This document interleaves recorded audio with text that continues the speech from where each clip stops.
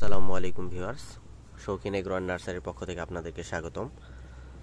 অনেকের প্রশ্ন যে ভাই আপনি আপনার আনার চারাগুলো কিভাবে রোপণ করেন, বা আমরা আপনার কাছ থেকে যে আনার চারাগুলো সংগ্রহ করি সেগুলো কিভাবে রোপণ করব। এই যে এটা হচ্ছে 5 লিটারের ছোট্ট একটা বালতি, 5 লিটার 5 লিটার, এগুলো হচ্ছে মনে হয় 7-8 লিটারের হবে তেলের বোতল।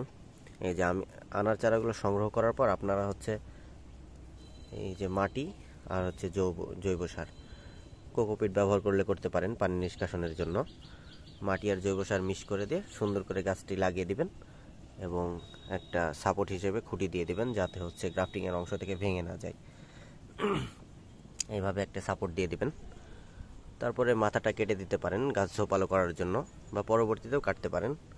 আর এই গ্রাফটিং টেপ খুলবেন আরও অনেক পরে, গাছটা সেট হয়ে গেলে, ভালোভাবে সেট হয়ে গেলে তারপরে খুলে দিবেন।